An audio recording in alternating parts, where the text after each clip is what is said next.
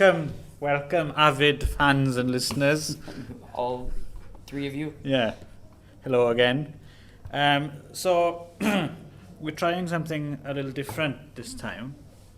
Well, a little different for us. Essentially, for the listeners, the same. It's just as yakking about a film. Yeah. But, so it's Magic Morning Wood. Sorry, forgot to mention that. Yeah, welcome to Magic Morning Wood. Yes, I'm Ron. Clive. Yeah. And some noisy people in the next neighbouring room. Yes. Don't know what they're doing. Yeah. Maybe they're recording a podcast. Yeah, it could be. About mad foxes or something. So, and mad foxes leads us into what we're up to this time. So, we normally choose a film, and then the other chooses the film back and forth.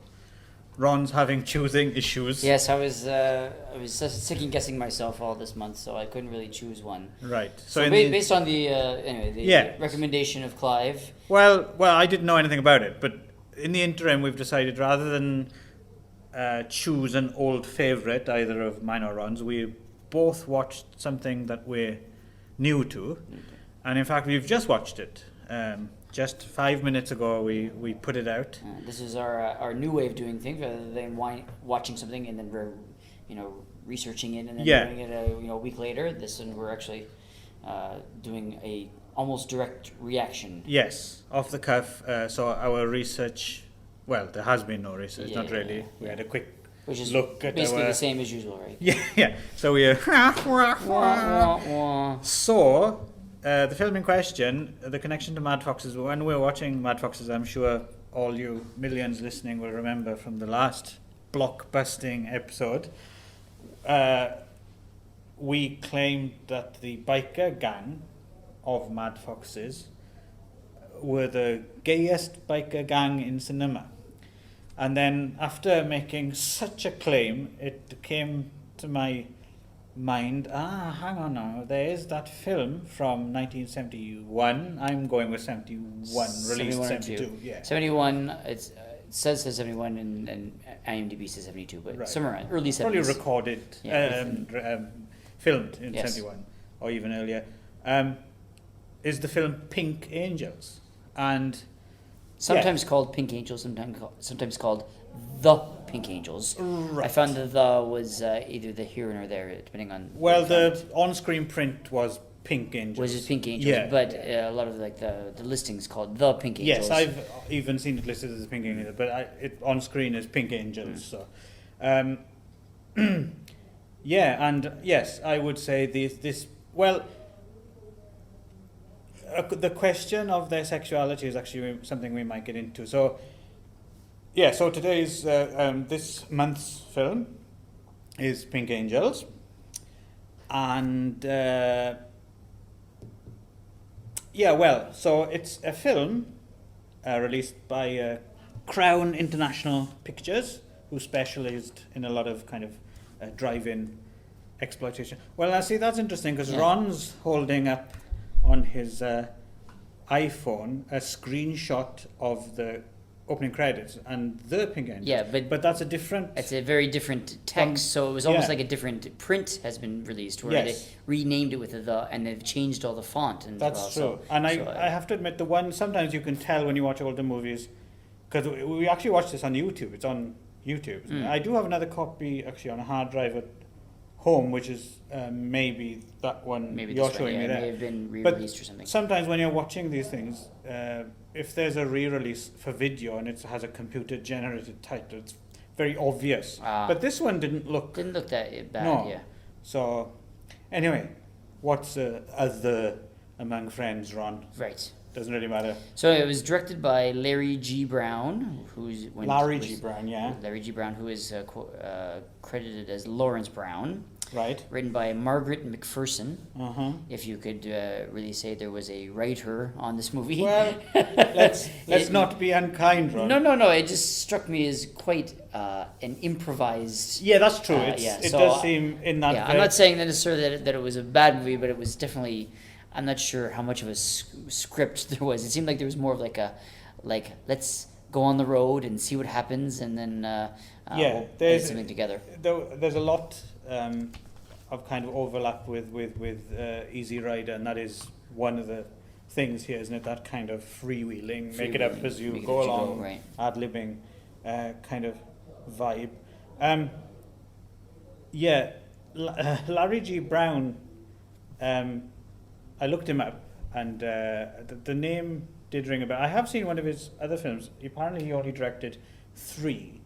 And the one I'm familiar with, which actually has quite a cult following, is called The Psychopath, aka An Eye for an Eye, which is a weird little horror movie about a, if I remember correctly, he's like a kid's, there's a guy called Mr. Rabbi, who is a children's TV entertainer, who is also a serial killer of bad and abusive parents. It's a pretty interesting little movie, actually, The Psychopath, and it does have a somewhat of a cult following, mainly because of the main guy in it. I can't remember who. Rather full-on performance as Mr. Rabbi. Tom Basham, There we go. who was also in Pink Angels. All right. Okay, I didn't know that. Yeah, playing David, which I assume is one of the Listeners should know that Ron isn't a kind of Rain Man like Savant. He's the one who owns the iPhone. Yeah, I actually am looking on my iPhone as we speak. So, Yeah. so this is all off of IMDb. So Pink Angel, the one who played the character of David in the movie. I couldn't tell you which one that was. No. I know that there isn't even a headshot picture, so it's someone who Right. you can't even tell, like, based on what they look like. But is he one of the main gang? It's the second one listed. Okay. So the first one is Michael, who is the lead guy, and he actually has a photo. And then the fourth guy is Arnold, who's quite large. So I Right. assume it's the large guy. Uh-huh. And then the other two are, and then Ronnie has a picture. It looks like he's continued working. Okay. The black guy who's continued working. What's his name? Ronnie. His No, name is Maurice Warfield. It's very like He did look familiar. I looked at his filmography, and it's just like security card or Okay. orderly number 2 and stuff like that. So I don't think he's ever had any. Okay, But he did look but, a little but familiar, though. his headshot is him as an older person, so it looks like he's continued working. Okay. He's continued getting headshots done. But the two guys, David and Eddie, both have no headshots at all, so you don't even know what they look like. Who so are those actors? Tom Basham, who played Right. in the Eye for an Eye, and then the other guy is Henry Olek, who Okay. played Eddie. Okay. So I don't know which two. I think the only character actors I was familiar in this film, I don't think they're in the main gang. The names I noticed, I recognized John Alderman, Bruce Kimball, Michael Pataki, and Dan Haggerty's in there as well, but I know Dan Haggerty wasn't, because I actually spotted him. Whereas John Alderman, Bruce Kimball, and Michael Pataki are familiar character actors and from those the are like, era. yeah, John Alderman was Michael. Bruce Kimball is the bigger guy. Oh, they are in the main gang yeah. now, because I can. Well, they're first and fourth. Oh, okay. I think So, Bruce you can see. Kimball. Yes, that's Bruce Kimball. I thought Yeah. he was Bruce Kimball. Yeah, He's and then yeah. this is the black guy, Maurice Warfield, and then there's also Henry, which I believe is the the Zac Efron look. Zac Efron looked Right. like who. This is ran away. blistering stuff for the Yes. podcast. Anyway, us so- looking stuff up. And then the director's third movie was a comedy called Silent but Silent Deadly. which was like about 10 years later. That one, Eye for Die, was the year after Pink Angels. So Right. this was his Debut. his debut was Pink Okay. Angels. Then the next year he did this Eye for an Eye, and then about 10 years later he did this one called Silent but Deadly, which was a comedy about America's first black, Jewish, and female president Right. must save the nation from a smelly and lethal threat. Yeah, So, it's one of those things from the plot synopsis sounds annoyingly zany, but on the strength of Pink Angels and The Psychopath, I think I might actually try and track down Silent but Deadly Oh yeah. now, because I quite like both. This is the of these. first time I've ever seen a movie on IMDb that hasn't been rated enough to actually get a rating. It says it still needs 5 ratings. It needs 5 ratings to be rated, Right, and it still right. needs 5 ratings. Well, so. it could be one of those ones that slip. But in the one cracks. person who did a review gave it a 1. So Okay. So, Um, as if Silent but Deadly, I don't think I've ever actually come across a copy or a review of it, it doesn't spring to mind, and it's the kind of title you'd remember. Yeah. So my guess is maybe it never came out. Never came out, or it's just very, very difficult to find, very independent and very low distribution.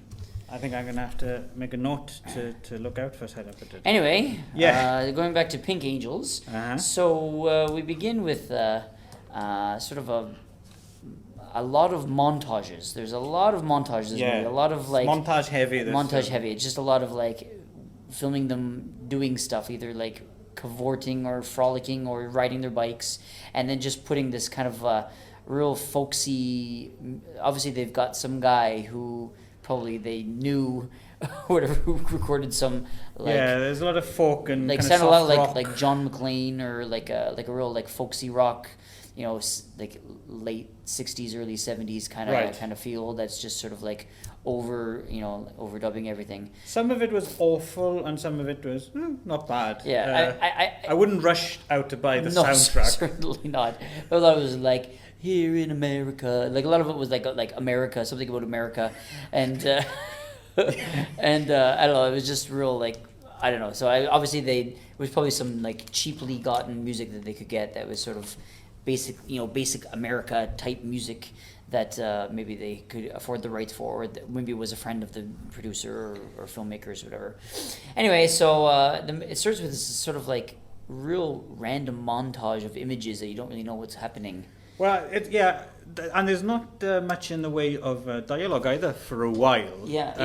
That's what I mean. It was all montage. And so you're introduced to this biker gang, and there's 6 of them, and they have 3 bikes with sidecars. Yeah. And nervous listeners should know that the sidecars are proper ones, unlike the ones in Mad Foxes. Where the guy falls out. Yeah. You don't have to worry about people falling out their side. But actually, before we get into the synopsis, let me ask you, Clive, what did you think overall of this movie?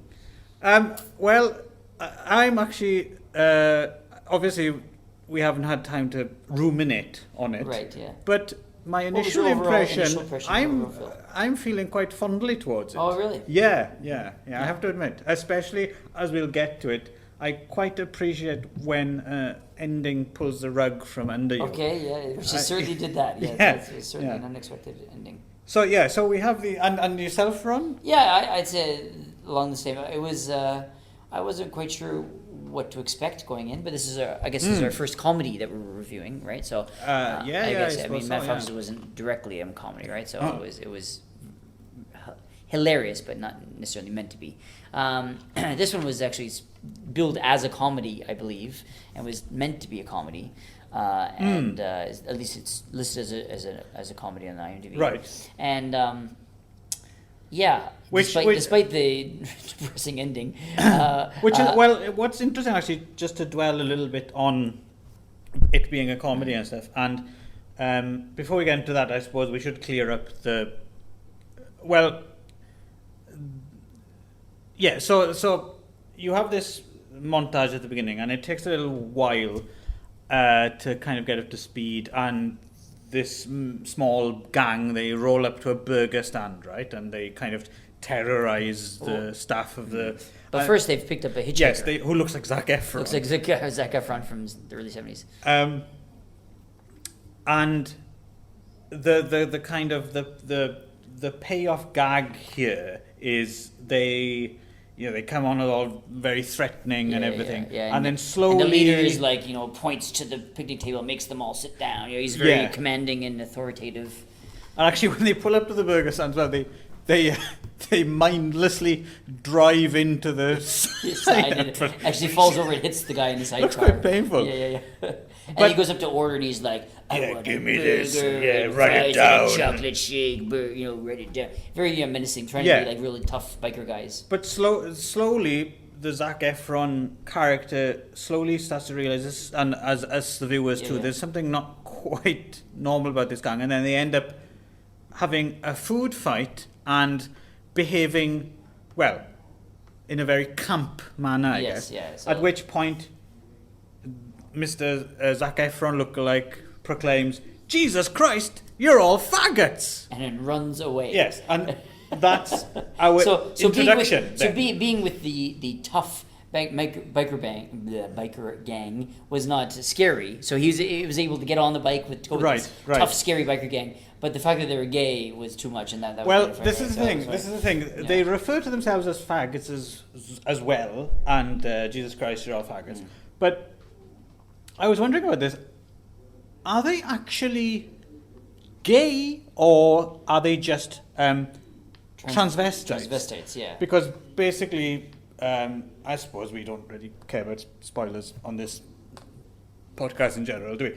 And we'll get into it more later. But basically, they're going across country to a drag ball in LA, right? And some cops stop them at some point and find out that they're carrying dresses, and they're like, "What the hell?" You know. So they're really into dressing up as women, and they refer to themselves as faggots, but they never make out or touch each other or anything, and so they don't seem to be couples, although they do. A few of them have that kind of as a relationship, as if they were a couple, but there's no. And a couple of them really have that kind of like over the top, effeminate. Yes, you know, they I'm flounce gay, around, mince about, kind of idea. So I think you're supposed to get at least probably in the 70s. When this movie was made, they were probably just giving the impression that they were gay, but they didn't actually want to actually go to the place where they actually did anything gay. You know, they don't actually show them doing it. Like, none of them kiss or do anything or touch. There's a couple of them that they touch like their arm, like just like brushing with their fingertips, but it's really, there's absolutely no actual gay. And I'm not sure if it has to do with... And they end up sleeping with women at certain points of the film as well. So I don't know if they're bisexual. But was it them or was it the other gang? Well, it was mostly the other gang, but there's a few. For instance, the I got 10 pounds of dangling fury. That guy, that's a member of the main gang. Oh, was it? Yeah, even though he has a different voice to normal. In that scene, it was he would. Yeah. So I don't know if. Yeah, you're not really sure what they are, but I mean, right. My impression was that it was a kind of a product of the times where they were supposed to be giving the impression that they were gay, but they maybe weren't. I mean, I don't know what the laws were like in the early 70s with portraying, like, I know, like, they didn't have like gay. Like, portray gay people on TV until like the 90s or something, right? So I don't know if there was laws against it or something. But you would have already had there was already gay pornography. Yeah, right. Yeah, but of course this was not pornography, right? So I mean, they didn't even like kiss or anything, right? Right, so but nothing, right? This kind of long preamble is basic. Actually, I remember the point I wanted to make was what interests me about this film is the market they were going for, because. It's released by Crown International Pictures. They put out a lot of some of them are quite interesting exploitation movies for the drive-in, right? And they ended up playing grindhouses and cities as well, right? And they are, they're all kind of, sex and violence heavy, right? But usually with these kind of movies, because they're kind of lowest common denominator aimed, they go out of their way to target, horny, young, heterosexual men, right? So I'm wondering how they thought this would play. I think they did that, thinking that exactly, because despite the fact that they were probably supposed to be gay, and that they were like portrayed as gay, they never once did anything gay. But the only sex that was in the movie was with women. And that's true. So I think that they were like playing up the ideas like, oh, aren't these guys funny? It was sort of like this kind of like flamboyant, like the stereotype of the gay guy that was meant for comedy, which of course is kind of tired and not funny these days at all. But I think at that time it was meant to be funny, and then they added in some sex with women, with other people having sex with women, so that they could have that. Right. Well, see, I take issue with that a little bit, because I see definitely where you're coming from, and certainly that would make sense. Why on earth would they have made this film in the first place, as opposed to have just made a regular non-gay biker film? But I have to admit, while watching it, I didn't get the feeling that it was kind of, and this is what was kind of interesting about it for me, was I didn't feel it was really kind of making fun of homosexual men. Do you know what I mean? I mean, let's put it another way then. If that's what they were aiming at, they kind of didn't go for it full throttle. I mean, the protagonists, I certainly don't feel as if we're just supposed to laugh at them. Especially when you throw in the... I think there were some points where you were supposed to. I don't know, it's difficult because... But again, we're choosing all these movies where you have to put yourself in in the shoes of people who we don't know or we don't know. That's true. You know, you're putting yourself in the shoes of people who, like, neither of us were alive in 1971. Right. So, I mean, you don't really know what gay portrayals of... I'm not really sure what gay portrayals were like back in then, right? Is that, you know, like... Certainly, there was not a lot of gay people on TV, you know, and a lot of gay portrayals in general. So, well, that's what I mean. So, what I mean is, even watching it now, when it's a lot more common, what I mean is, usually when you're watching even positive kind of gay characters in older movies nowadays, they come across as objectionable, right? But this is kind of the opposite in a way. Right. This is like they don't seem. You'd expect them to seem more objectionable, but actually, this is. I can imagine. I'm not a gay man myself, but I can imagine a contemporary gay man watching this and not being offended. No, I don't necessarily think it's offensive. But that's why I think it was ultimately. I think it was meant to be a comedy where we laughed at the gay people. You know, really? I don't get that.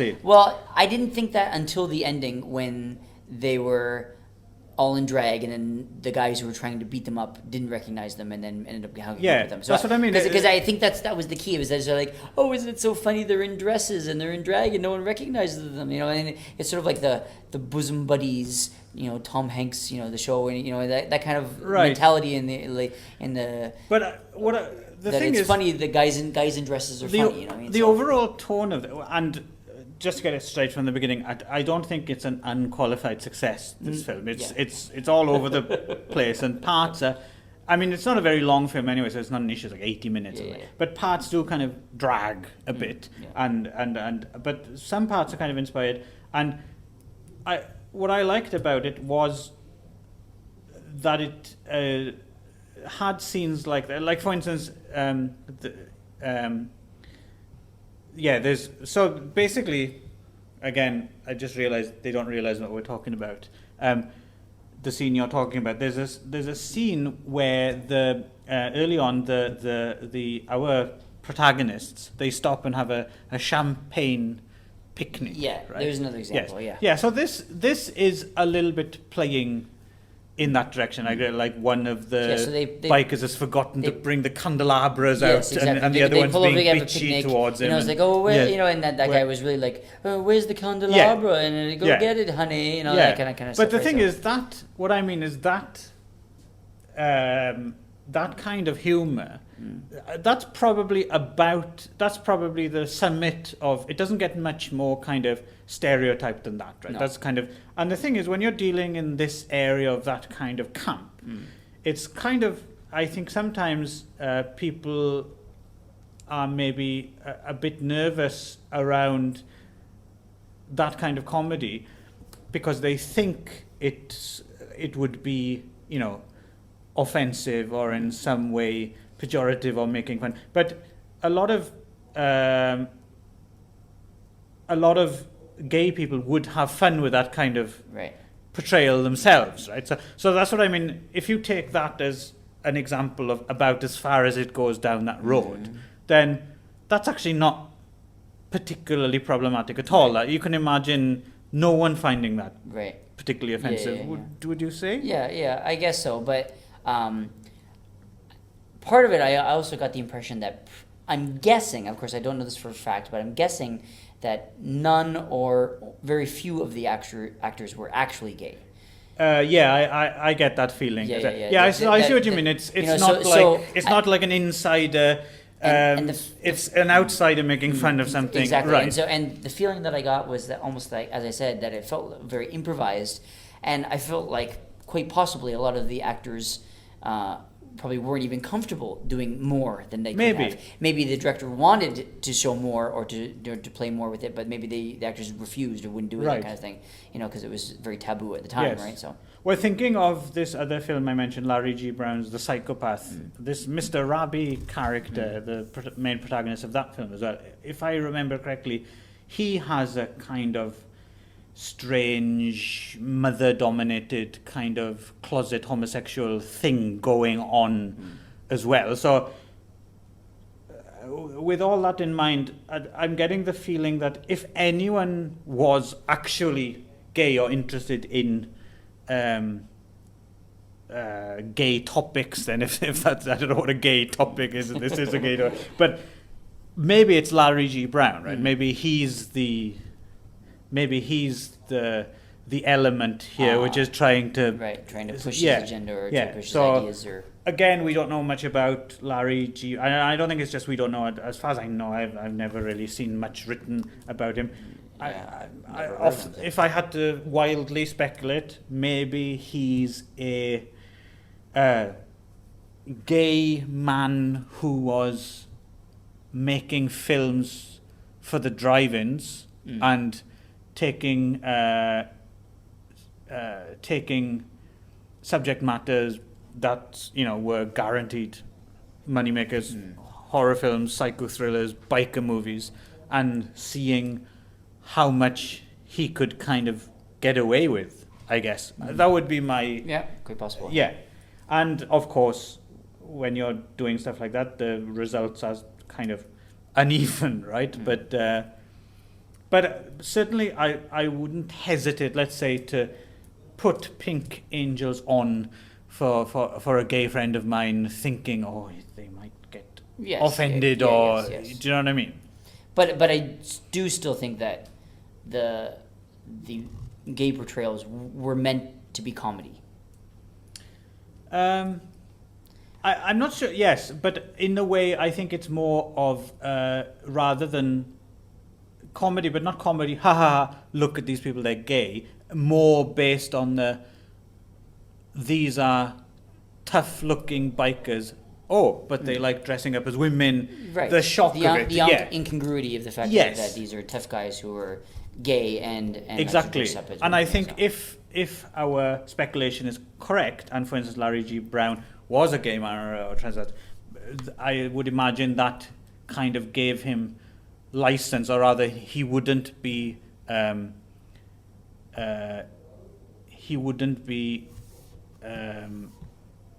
what's the word I'm looking for? Like second guessing. He wouldn't be second guessing. Is this okay or is this not okay? Do you know what I mean? I mean, of course, we know nothing about Larry Brown, and you can go the other way. He might have been just a person who, might have been like a borderline or straight up homophobe who might be doing this. Right. Specifically because, like, ha ha ha, gay bikers, isn't that funny? Right. So we don't know. So. But then again, that's taken in isolation. But then if you compare it to the other kind of character that pops up every now and again randomly in this film is this general character. We see this military general at his desk with the kind of, full screen pattern style American flag behind him. He's even got a little phone with the American wall flag. Behind him is like, like painted as American flag. And he's a super kind of prejudicial patriot, right? Real right wing. Yeah. And the fact that he's clearly supposed to be a figure of fun, right? I don't think there's any way you could argue you're supposed to be on his side. Right? Yeah. So I think in combination with that, I think that puts it very firmly on the side of the Pink Angels, right? Yeah, that's true. I mean, they are still supposed to be the protagonists, right? Yeah. So, despite being relatively faceless, I can't tell them apart. No. So I think we've dug ourselves out of that hole. Yeah, sure. Yeah.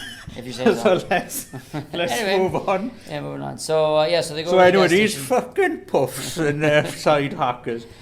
Also, one other thing I thought was really interesting that they made the really big biker guy. They made him specifically a Nazi. There's a lot of Nazi symbolism in this movie. Yes. He also had a Confederate flag. He had a Confederate flag and a Nazi flag off of his. So he had kind of the double duty. Right. And then they were wearing those like iron crosses all over. There was a lot. They were trying to hypnotize a horse with an iron cross at one point. I don't know what that was all about. Yeah. But anyway, so If anything will hypnotize a horse, Ron, it's an iron cross. Any fool knows that.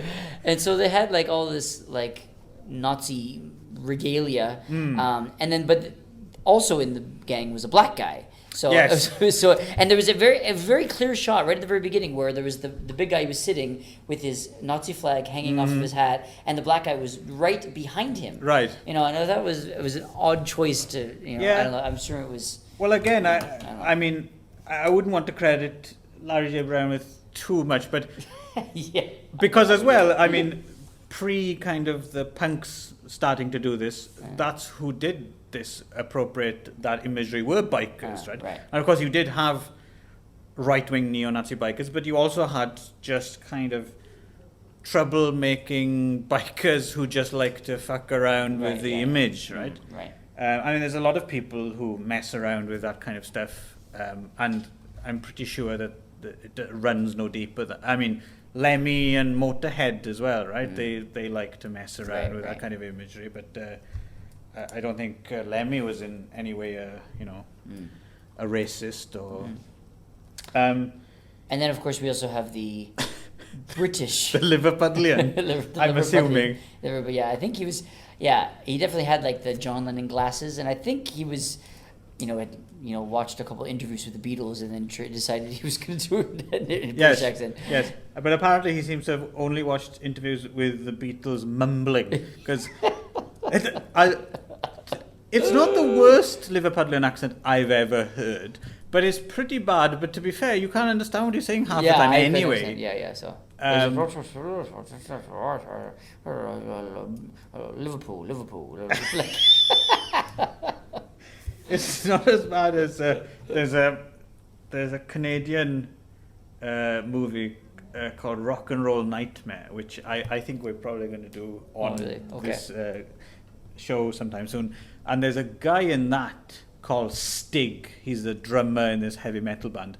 And I don't know what the fuck his accent is. It's either supposed to be like Cockney or Australian or something. Okay, somewhere in the middle. And he says, "No sweat, sweet knees," which is a great phrase I've never heard. Sweet knees? Yeah, I've never heard Knees anyone. or knees? Knees. Oh, okay. Yeah. Again, unique to that film. I've never heard anyone referred to as sweet knees before.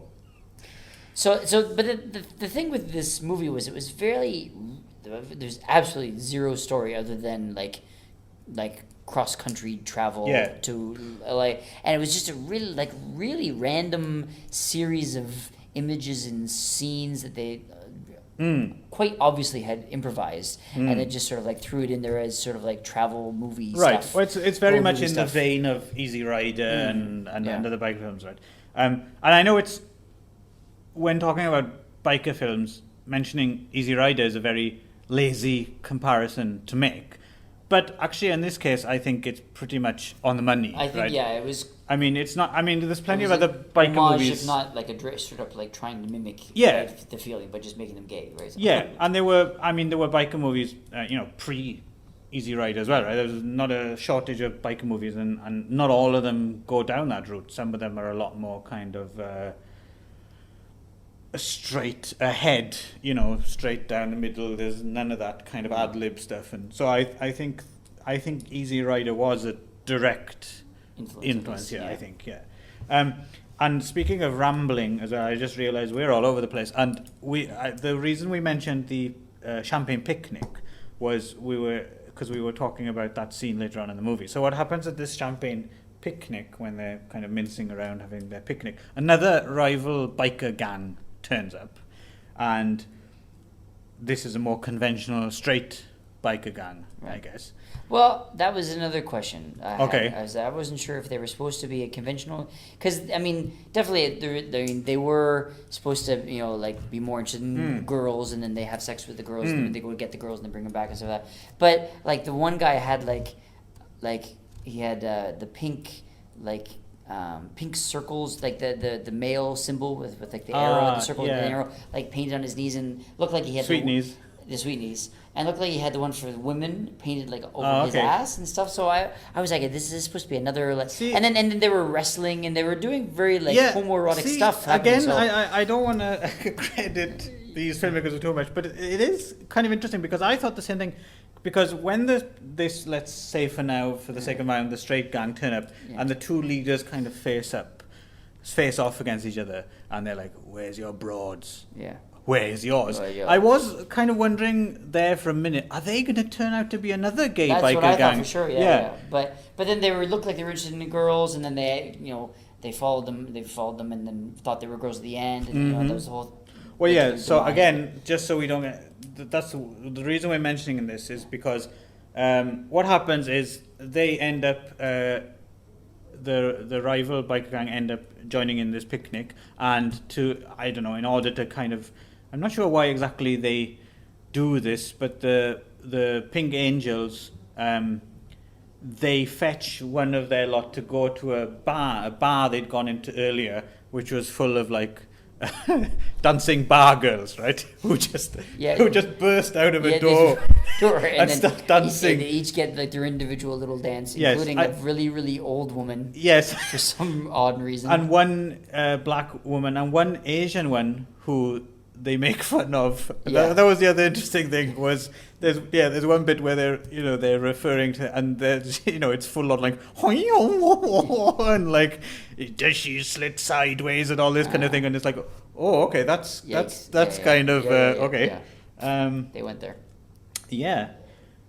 So. But of course, leading up to this, they've had some other like small things, where they go to a supermarket, right, and they try to, there's very like blatant attempts at comedy in the supermarket where it was like the most broadest humor I think in the supermarket. They were really trying to make jokes there, and right? not funny. I have to admit. I mean, where the guy's like, okay, go get the bag of chips. He goes, well, which kind? Any kind's fine. And he gets the bag of chips. He goes, no, that's the wrong kind. It's like, knee slapping, right? And then like eating the apple. He's trying to weigh the apples, and he takes it out and takes a bite and puts it back in. It was real obviously that's what basically I was like, oh, okay, this is supposed to be a comedy. I see, right? Gotcha. Right. But also setting up the fact that they were kind of like damaging property and and all that stuff, right? But anyway, just to finish this train of thought. Sorry. Well, no, that's okay. This is what comes from not researching. Well, no, it's from jumping ahead before we finish there. Sorry. No. This is a new, interesting way of doing the show. Yeah. Sorry. We won't be doing it again. So anyway, so these, I'm guessing these girls at the bar are hookers. I suppose it was the feeling I got. Anyway, they just kind of hang out and wait for Johns to come into this bar. Someone on IMDb that had some trivia, they said that apparently one of them was an actual prostitute that wanted to be in the movie. Okay. Which is, and the only one who you saw any actual flesh was the black one. So. Right. My guess would be that would be that one. The rest of them you only saw like their underwear or their or it could be that old one who's very kind of out of place. Could have been, I guess. I think that was another attempt at comedy. Do you think? I think so. I think it was supposed to be that like there are all these like really pretty girls and there's one really old one, and then that's the one that they choose, right? Right. So one of the Pink Angels runs off, brings these girls back. I'm assuming at an attempt to appease this other gang, like, quick, go and get those broads, and then they won't, I don't know, beat us up or steal our bikes or something. Anyway, so they end up, again, long montage with the soft rock, and they're getting trashed out in the, in the beautiful and they're frolicking summer sun, frolicking and drinking and fucking and watching other people fucking, and then the rival gang wake up. They've passed out, I guess, from drinking too much, and the Pink Angels have fucked off, and they've left them with makeup on their faces and ribbons in their hair and stuff, right? Which at first they find hilarious. Look at you got ribbons in your hair. But I get it kind of dawns on them that they've been made pranked or fun of. Yeah. So then the leader of the gang proclaims, "I'll kill those bananas." Yeah. Which is fantastic. Yeah, great line. It's the best. It's the laugh out loud Yeah, moment yeah, of the yeah. film. I think. Now he also refers to them just going off again. Why not throw another tangent in there? Sure. What the fuck? Why not? He refers to them as cupcakes, which is Yes. I've heard. And this bananas line was what the? But he does mention the bananas again. Oh, I missed that one. Yeah, when he was hassling that Rick Moranis dude in the okay. hotel, he mentioned where are the bananas or something. So is this like a very old piece of slang that doesn't survive to this day? Bananas is a synonym for homosexual or faggot or gay or something, or Couldn't tell you. I don't know. no. It was funny though. If anyone knows, keep it to yourself. Keep it to yourself. Yeah, we have no email addresses, so No. don't tell us. No. So finally got there. So this gang is now after the other gang because they want to kill the bananas and the cupcakes, and so there's a scene in after the Pink Angels arrived in Los Angeles. They've got all dragged out, right? They've gone shopping for clothes and stuff. And again, these scenes are quite. They're not full on kind of. Full on let's make fun of the gay characters parody. There's kind of it seems to have a bit of heart to it. Do you know what I mean? A little bit. It's not like full on wah wah wah wah. Yeah. Plus you're showing kind of other people reacting to them, but I don't think in a way where you're supposed to like think yeah I agree with you. I think you're more supposed to kind of I don't know. I think it's just there to. Because you would get people looking at them funny, and I feel as if it's just there because it's rather than we're supposed to side with those characters. Do you know what I mean? So I don't think it's full on. They did have a lot of reaction shots of people like watching them shopping and like reacting, having big like big expressions on their faces where they're just so surprised and what's going on and what are these people doing and what they're crazy, those kind of things. Like the one woman in the shoe shop, they kept going back to her, and she had this like just astonishment on her face, and and there's that old woman in the supermarket as well, who's clearly being fed her lines. She's well, then they had these like cameo appearances, which were just brutally terrible acting. Like the makeup salesperson really comes to mind, where she. She was trying to sell it. They went to go shopping for makeup, and she just obviously was just the makeup clerk in the actual store that they just said, "Hey, be in our movie," and she just couldn't not how to deliver the line ever. Right, so. But it works. Weirdly. I guess it kind of works. It works in that case. Because the whole thing's kind of off kilter, right?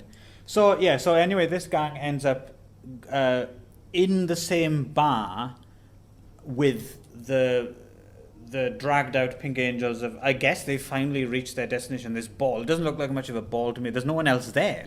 Well, the ball is later in that house. Right now they're just at the hotel the bar. Right? Yeah, so I guess this is their warm-up for the ball. Let's have a few drinks. Let's get into our...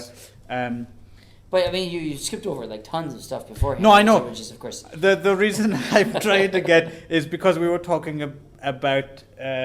whether we were supposed to laugh at them, and you mentioned it's your fault. You mentioned this scene where they get together, right? So, so basically the gang catches up with the other gang in drag, and you think, there's going to be a rumble, but it turns out they think, some good-looking broads here, right? Or I suppose it's nothing's actually ever said out loud. So.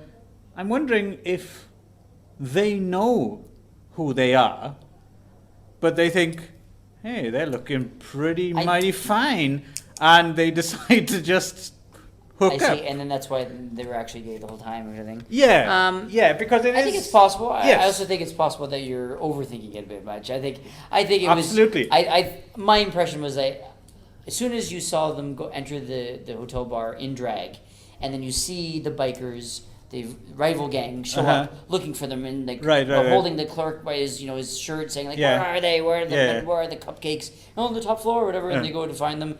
I immediately knew they're just going to find them as girls, and they're not going to recognize them, and then they're in. It's going to be hilarity will ensue. You know what I mean? That's what I thought. And but then that's the thing.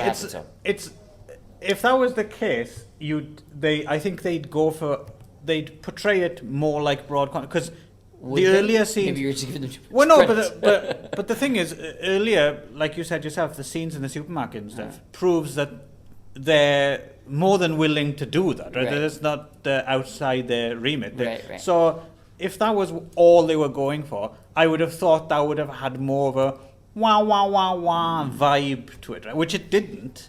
So, and But again, it- that could it made- either be inept or it could be subtle. Oh, And right. what I like about this is I You can't don't know. tell. You don't know. So that's kind You of can cool. make I a like guess, that. basically. Yeah. So, but I did get the impression that that it was probably that whole scene was probably improvised, and so that's why I would err on the side of away from subtlety, because I think it wasn't all of the reactions that happened were not didn't seem like it was scripted or rehearsed. It just seemed like it was, okay, now you guys show up, you see some pretty girls, now go pick one and go sit with them. That's the impression that I got from watching it, and that it was not about the subtlety, but just about the in the moment. And then that's why the comedy wasn't as big, or there was no Right. wah wah wah moments, because they were just sort of, you know, these sort of relatively inexperienced actors, Right. you know, playing in the moment, right? So I suppose as well, yeah. you're dealing with an independent shot on the fly film. I'm assuming they didn't have a whole lot of time or money probably to make guerrilla this. stuff, yeah. So yeah, who knows what the original intention versus the footage they could actually get, Right. was. So who knows? This Mr. Larry J. Brown could have been utterly disappointed with the results. Right. It could have been, God damn it, I wanted to make a broad, gay bashing, hilarious biker film, and I suspect that's not the case. But Right. you never know, right? Yeah, You never know. And And I think we never will know. Yeah. no, and I think for me that's kind of part of the charm of this film, is that I always like a certain amount of ambiguity. It makes for a more rewarding experience, right? Right. Intentional or not. So Now, I know- peppered throughout this whole Yeah. movie are these just sort of one-offs where they were obviously just like, okay, let's play around on the bikes and let's do Yeah. stuff, and then they've got stuff where they're hypnotizing a horse with a Nazi necklace, as we Yes. talked about earlier. And there's a bit where they've suddenly got a couple of walkie-talkies, where walkie-talkies from are nowhere. going on, They disappear. Yeah, and then there's like a car's trying to pass them on the road, and they're just weaving all over the road, and the Yeah, car can't yeah. get past them. And then there's another weird sequence where one of them goes off to get a spark plug. Yes, for where the the spark plug, their spark plug dies, and so one of them goes and gets a ride. Some girl pulls up and says, "Hey, you want a ride?" And Yeah. he gets in to go get a spark plug. In one of those fantastic, I don't know enough about cars, Coupe de but Ville, those like the wood paneled. Yeah, wood paneled cars from the late 70s. And then he comes back wearing no pants, wearing only Yes. his tighty whities, Claiming he was claiming raped. He was king. I was raped. But he does have the spark plug He does have the spark plug. and yes, a wrench or something. yeah, so I'm not sure um, what that was all about. It's just this random, hey, that'd be funny if we did this, right, kind of thing, I assume, right? So, and then... And then, of course, the other great, totally out of nowhere scene as well is when they arrive in LA and they go to their rooms.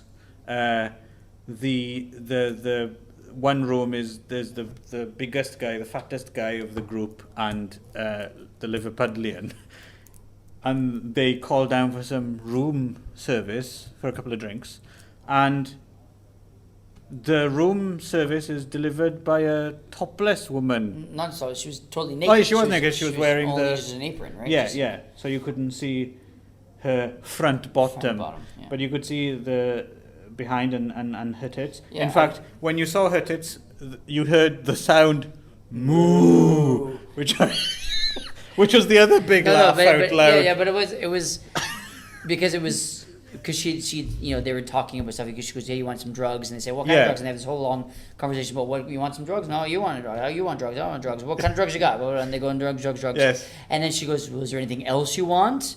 And he's like, "Well, like what?" And then it pans down and shows the boobs and so it was obviously. But again, not wanting to harp on too much about this as well, but he's clearly flustered by her nudity, right? And I from this scene, it seems like he's horny for her, right? Really? Yeah. I kind of got the impression that it was sort of like when she said, "Is there anything else you want?" Yeah, He's like, "Well, like what?" I almost got the impression the really? opposite, that it was sort See, of like that's funny. he didn't get it. He didn't understand what else he would get. Right? So, You mean just as I'm disinterested because Yeah, I'm yeah, yeah, homosexual? that See, I was the opposite. He seemed to be getting more and more excited. Oh, really? Yeah. I didn't get it. Well, I thought it was just because that was coming off of the nitrous oxide pronunciation. Oh yeah, he issue. couldn't pronounce Couldn't nitrous she oxide. said, "Hey, you want some nitrous oxide?" And he was like, "Nitrous." See, that struck me as that might have been an ad lib as well. I'm pretty sure that was. He certainly. couldn't pronounce it in his awesome Liverpudlian accent. Yes. And then he decided, hang on, Yeah. this is funny. This Let's is go down. hilarious. Yes. Yeah.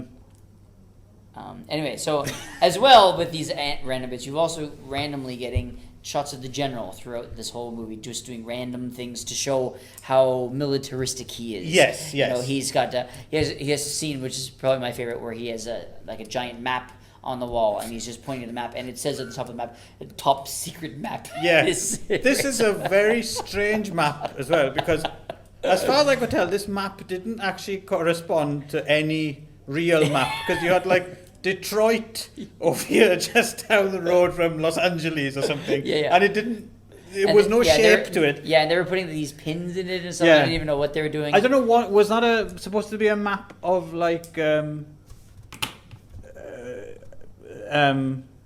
or the world, or I don't know.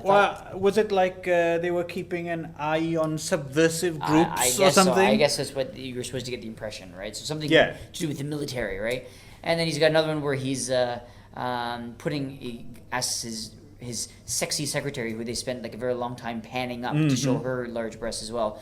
And her massive hair. And massive hair. Huge 60s hair. A lot of hairspray. Yeah. And so he asked her to blindfold him and time himself while he puts a revolver together. Oh yeah, I forgot about that. Yeah. And he puts it together and takes off his blindfold. His hair is like his like comb over is like sticking straight out, and he did it like 5 seconds under his minimum time. He goes, "Well, then move up the minimum time 5 seconds." Right. Yeah. There's a whole big thing of that. And then there's another. It's not Dr. Strangelove, is it? Yeah. And Dr. Strangelove is pretty broad. Yeah. But it's definitely that vein anyway. And then there's another one which I thought was really random. It was like 10 seconds long, where it just shows him looking into a pair of binoculars while the sound effects of like guns and bombs are going off in the background. Yeah. It was just like, what is happening? It was just showing him like he's the military guy, right? He didn't get enough coverage, really. Yeah, I think. And then there was another thing about he was on the phone talking about long-haired freaks or something like right. that. And the thing is as well, it kind of rushes towards that conclusion, right? Because after this scene where the other gang have picked up the Pink Angels, taking them for a ride on their bikes, and then they do actually end up going to this ball, like drag ball. I suppose it's supposed to be like the big drag balls they have in San Francisco or something, but it's in Los Angeles.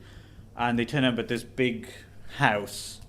And then I got confused because they walk in and then, first they drive past this kind of young soldier, right, who kind of freaks out. Oh my God, there's some bikers with girls. And he tries to zip up. For a really long time. Yeah. He has really trouble getting that cock back in his trousers, isn't he? And then he picks up a phone that's in a mailbox to call the general that these bikers have gone by. And there was also a recurring joke about them always exaggerating how many bikers there were. They always kept saying there was 20 bikers, but and they're armed. No, there's only 6. No, there was 20 bikers. Right? Again, it's it's not subtle, is it? It's at all. So and so then somehow they went to some house somewhere, and this guy was armed. Was it the same guy that was trying to zip up? And he comes out with his gun, and then he takes one of them, Bruce Kimball, and it goes straight to the general's office. So his office is in this... in this ball. Like, I didn't understand where they were, or why were they going to the general's house when? I don't know. In which case was the ball actually a massive sting operation organized by the general? Could have been, but they seemed surprised that they turned up. I'm sure it was just, that's what I mean by it said. I saw one review on IMDb that said that the director had just forgotten to film an ending, and so it was quite possible that this is just stuff that they just filmed very quickly so that there was something to end with. Yeah. And so that's why it makes almost no sense at all, right? So. Shall we mention the ending now? Because so then it gets to the ending. So then they catch him, and then they first you get the general interrogating the guy. Yes. And then he. What I was going to say before you continue is just I actually think this ending is actually quite effective. So if you really want maximum effect, turn off now. Spoiler go watch alert. the film. Spoiler alert, because it's actually a very shocking. It is very, it very, is. very like very unexpected ending. Yes. So anyway, the general is interrogating this guy who he also thinks is a girl. Is a woman. So he's also fooled by this drag thing, and thing. it's just like it's very like Shakespearean too. Like it was like what is it? There's one Shakespeare play where it's the whole thing. Oh yeah, that Shakespearean gay biker play. I can't remember it off the top of my head. It's escaping. But there's the one. The whole point is it's a woman pretending to be a man the whole time, and then it's like a man pretending to be a woman pretending to be a man or something. Anyway, so it just this whole like not Midsummer Night's Dream. No, not Midsummer Night's Dream. It's I don't know. I'm not As You Like It or something. Okay, I'm not as familiar with Shakespeare's it's one of those comedies as lesser known comedy, right? So okay. anyway, but the whole point is that it's like a person in drag kind of thing, and then they just aren't recognized. Same as like the Tom Hanks bosom buddy, right? With, that kind of it. Just it's like someone in a guy in drag or a girl in drag, and they don't recognize him. So the general is almost kind of coming on to the woman a little bit, just by saying like you, coming on. Well, I think he's treating her like a woman, right? Yeah, but also kind of like a victim, right? Yeah. Yes. So, tell us what these guys predators are up to, And then he reaches up and goes, "What? There's no girls." He reaches up, and he takes his wig off, and his actual hair looks almost exactly the same. Yeah, as his wig. I thought the same thing. The big reveal was, you've gone from an obvious man to an obvious man. That was what I was like. Is it just me, or does his actual hair look almost exactly like the wig he's wearing? If we're kindly rating their effectiveness as women, actually, the one who comes off best for me is the Liverpudlian. Oh, really? Yeah, with his long blonde wig, and he's got like a bow in his hair. Yeah, he's got that kind of whole slightly Lolita thing going on. Right. I think that just could be my preference. The one I thought was the most convincing as a woman was the black one who we followed him going shopping, because he seemed like he was almost, I don't know, he reminded me of the drag queens that I know, that I've met some drag queens, so they seemed very similar in that case. Yeah, no, he could probably get away with it. Yes, yeah. And the least effective was the very big fat guy. The big fat guy. It was just had like it was wearing like a tent. I don't know what was going on. Yeah, there. like it was a like a toad in a tent. It was like a Christmas present. He had like this like kind of like Christmas garland around, Anyway, so he pulls and shows that it's no guy, that it's not a girl, it's a guy after all, and then it just does a very quick cut, or there's a little bit of music, a little bit of more. Of a montage. It's a bit weird because the camera's kind of swirling as well, yes, so it goes sideways. Yeah, and here we go. Spoiler. Yeah, so spoiler basically it is a massive cut. From the general looking outraged, like what's going on, and then he's slapping his palm with his thinking, what can we do about this new scourge, this new threat to the nation, and cut to they're all hung from a tree branch. Hanged. Is it? Yeah, hanged. Yeah, okay. Hanged. I'm not convinced, but I'll go with you. All right. Yeah, they're all hanging. Going for the present. From a tree with colourful like monkeys. They've got the what are they called, the hangman's when they put the just a hood over their head. Yeah, hood. That's right. But they're all coloured. You notice they're all coloured hoods. They've all got different colours. It's very colourful. They've all been hanging and hanged. Hanged, exactly. That's right. Thank you. I'll just turn off my Smugotron. I was doing it to prove a point. Anyway, I see. How convenient. So they've got these cover, and so that's the thing is they're all they're all hanging there. Yeah, they've been executed. They've all been executed. Yes. They've all been executed from a hanging tree. And if you know if it's hanged or hung, again, keep it to yourself. We don't care. We don't care. Yeah, and we fudged that a bit, but it is a massive shock. It's holy fuck. Up until then, it's been light-hearted, an attempt at some broad comedy, at least been light-hearted. These, kind of like, and then just suddenly they've all been killed, and that's how it ends. And that's the end. And then there's a little bit of again, very much a parallel to the ending of Easy Rider, where the rednecks blow Dennis Hopper and Peter Fonda off their bicycles with a shotgun. And then there's yet another montage. The final montage is just showing clips from earlier in the movie of like them, having fun. And here's remember our heroes as they were doing their fun stuff. Before they were felled by intolerance in the shape of the general. Boom, end of movie. I think this is a very appropriate movie for today. But what with the rise of the Nazis in America, over the last couple of days. I was thinking the whole time actually that this would actually be ripe for a remake. I can imagine a new Pink, maybe with the real Zac Efron in it this time. I was thinking he'd actually be quite good. And there was also in the Rival Bike Gang, we noticed that there was another guy who looked like Ryan Gosling as well. You didn't see much of him. Yeah, he was there though. So there we go. Pink Angels with Zac Efron and Ryan Gosling. And I also thought that the main guy, the leader of the main bike gang, looked like Jeffrey Dean Morgan.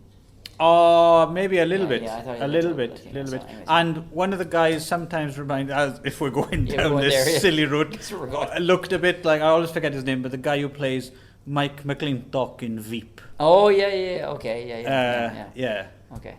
Yeah, the red-headed guy. Anyway, that was a lot of fun. Talking about people who... So this really random, shocking, grotesque ending just comes out of nowhere. I mean, it's quite... if you really stop to think about it, it's quite a savage gut punch of an ending, really. So you have no idea it's coming. There's no foreshadowing. Unless you've just listened to this, of course. Yeah, of course. In which case, more fool you. We got you. But I don't know. So as I said, on IMDb, there's one person who says that the director was apparently insane and just didn't film an ending, and then I guess the producers or distributors or whatever just really quickly filmed an ending to just kind of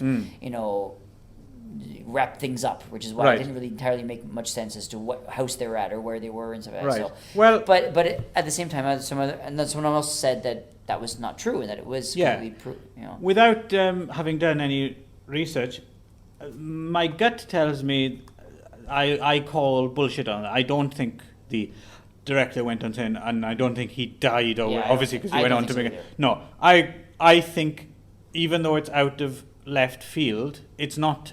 I don't get the feeling that it's been done out of desperation. I think that was probably the ending they were going for all along. Yeah. Because it's not as if that's an easy thing to suddenly, I know, let's hang all these guys from trees in colour. There's a certain amount of planning goes into that. Because without having rewatched it in detail, it seemed a fairly convincing effect, them hanging from the trees. Right? It didn't look like they were obviously standing on chairs out of shot or something like that. So just even if they were mannequins, you have to go get mannequins. You have to. It seemed like something that was planned. Right. And it's a really good ending as well, I think. So yeah, I thought it was. Even if you didn't like the movie up to that point, it was definitely made you sit up and pay attention a little bit more to what you had just watched. Right? Like you were just like, oh, this is just a silly kind of movie about gay bikers and just kind of a comedy and stuff. But then it was kind of like, wait a second, what did I just watch now? Like, was this whole thing meant to be like a real statement on right wing politics or like intolerance and clearly that's in there, right? I mean, it's fudged to a certain degree. It's not particularly sophisticated, but it's in a way, in its own little way, just the ending is easily as shocking as the original ending of Easy Rider, right? In fact, I would wager now, because the Easy Rider ending is kind of so well known, this ending is actually even more effective in a way. Do you know what I mean? It's because you don't see it coming at all. yeah, I'm not putting Pink Angels on the same level as Easy Rider. Yeah. But this was, yes, I rate this film. I reckon it's worth a watch. With the watch. Would you say so, Ron? Yeah, I'd say it's worth a watch, especially for that ending. I thought, I really did not see it coming at all. No. I had read a couple of things beforehand. No spoilers, but the reviews had said that there was a grotesque ending or a shocking ending. Okay. So I was expecting some kind of a twist at the ending, but I didn't expect them to all die like that. No. And so the point was that, what was the point? Was it supposed to be a statement on the politics? Yes, I think so. Or was it a statement on homosexuality? Or was it a statement on... I think it's just about intolerance in general, right? Which is kind of weird couched in that, the way that it is, that it comes delivered in that package. Yeah. A drive-in lowest common denominator exploitation movie with broad comedy, nudity and sex, but let's make sure none of it's male. Yeah. But then ends with this out of nowhere gut punch message ending about intolerance. Mm. It's a head spinner. Right. Yeah. But not entirely accidental or unintended. I think credit where credit's due. And like I said, I have seen The Psychopath, his next film, which is also a very interesting and unusual film, kind of disguised as a straightforward exploitation picture. So as for Silent but Deadly, I don't know. But it sounds as if, judging by his attempts at kind of political humor here, I'm not sure Silent but Deadly might be a bit more in the irritating. I have no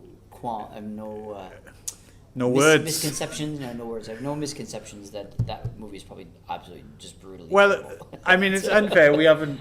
I haven't given it. But what I'm imagining is those mercifully short general scenes stretched out over like 90 minutes. Absolutely. Maybe we'll have to check it out, Ron. Maybe, perhaps, if you can find it. Yeah. Have you seen Silent but Deadly? And if you have, again, just keep it yourself. Yeah, we're not interested. Stop trying to jump on the bandwagon. All right, so Pink Angels. Any final words about Pink Angels? Well, I still don't know if they're gayer than the Mad Foxes. Yeah, I don't even know exactly. Well, I didn't bring my gayometer to record the sounds. Well, and then the Mad Foxes, to be fair, Mad Foxes never were outwardly gay. I think they were more. It was more of the bi-curious. They certainly weren't drag queens, right? So, which doesn't mean gay, but it is, at the very least, they're not. They weren't overtly gay. They weren't overtly playing with their sexuality. Of course, in this case, neither were the Pink Angels. No. They weren't overtly gay either, so we don't really know. So maybe none of them were gay. They're confused. So we're still looking for the gay biker movie because we actually aren't sure if anyone has been gay. So the search is on. Yes. Get out your biker gaydar. Yeah, and maybe next time we'll watch yet another, or not. Or not. Yeah. Possibly something else. Probably something else. Maybe the latter. Yeah. Anyway, this has been Ron and Clive for Magic Morning Wood, and we'll kill those bananas.